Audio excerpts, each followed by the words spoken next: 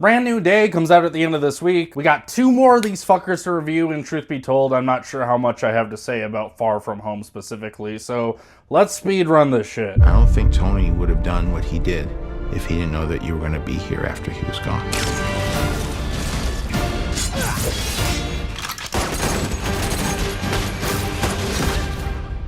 You gonna be the next Iron Man now? Well, no, I don't have time. I'm too busy doing your jobs. What? I'm kidding. Look, keep up the good work. Spider-Man Far From Home was not just the 7th live-action Spider-Man film, but also the direct MCU follow-up to Avengers Endgame. So this movie both has to juggle being a Homecoming sequel, as well as a pseudo-sequel of sorts to Endgame. Did it accomplish its job? Let's find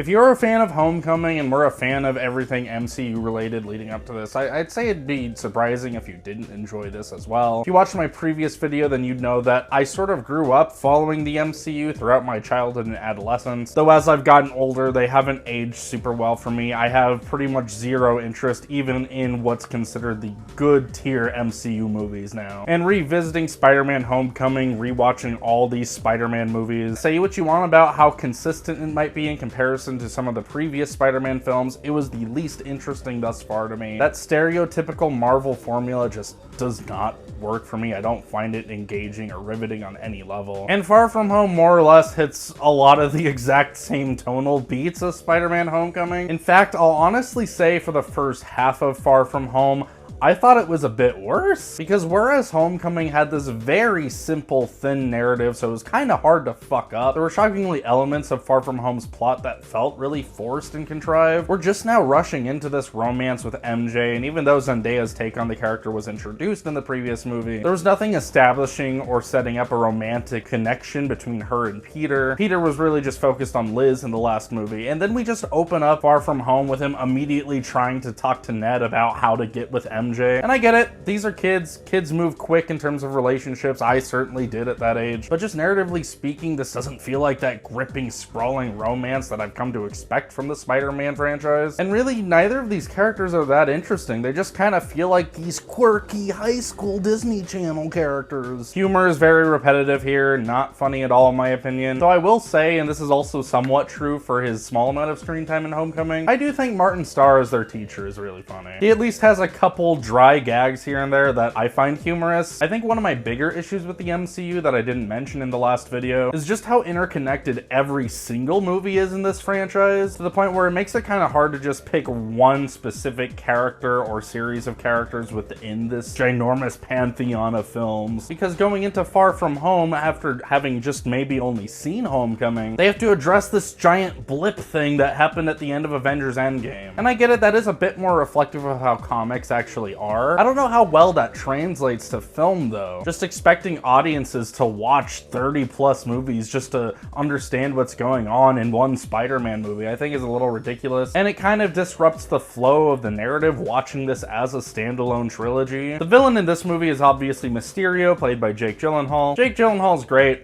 I think his performance is pretty cool in this movie. I haven't read many comics featuring Mysterio, so I can't speak to how good of an adaptation this is of his character necessarily. I will say his villain plot is largely pretty weak, and he doesn't exactly have that compelling of a motivation. It is, once again, highly interconnected with previous MCU stuff that's just not Spider-Man related. I also just think the pacing throughout that first half of the movie is really kind of clunky, doesn't give you anything that interesting. There aren't many consistent beats, it's really just counting on you enjoying all of this dumb comedy, which, as I said before, is just really repetitive, and I really just don't care much for a lot of these high school characters. They also try to throw in this potential love triangle setup with this douchebag boy character who has a thing for MJ, and he's trying to sabotage whatever Peter's trying to plan to get with MJ. There's just a lot of bad dialogue and really forced writing with that character. In particular, there's that one really awful scene where Peter meets with that one SHIELD agent who tells him to take his clothes off, and then the douchebag character walks in right at that moment and takes a photo and is like,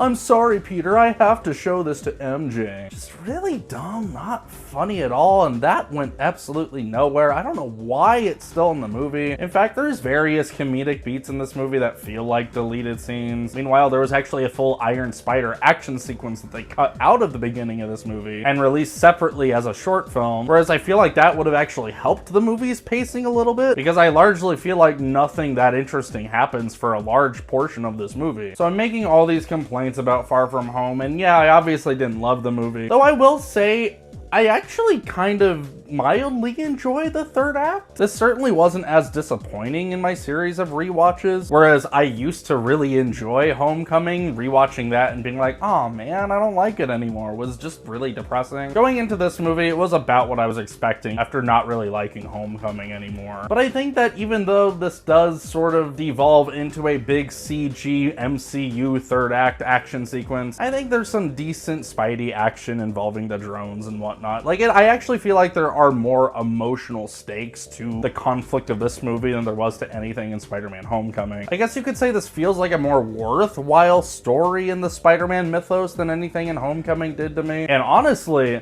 the cliffhanger mid-credit scene is pretty fucking awesome. That was the first time where there was really like a ballsy, crazy creative direction, having Mysterio out Peter Parker as Spider-Man to everyone. It was just something unexpected and a really cool direction that makes me go, oh shit, I actually really want to put on the next one. And yeah, the excitement I had the first time I watched this, seeing J.K. Simmons return as J. Jonah Jameson in this brief glimpse, was just so satisfying. That was something I always thought they should do, whether it was a reboot or not. Why cast anyone else as that character? Really smart choice on their end. Really glad to see him back, even if it is this different pseudo Alex Jones version of the character. Even though this movie is a bit more of the same from Homecoming, and I wasn't crazy about this movie. In fact, this probably has a few more flaws script-wise than Homecoming did. I got more out of the third act of this one, and because of the note it ended on, I'd say I enjoyed this like a hair more than Homecoming. So in the end, I'm gonna give Spider-Man Far From Home a mild 5 out of 10. Thanks for watching, guys. Hope you have a good one.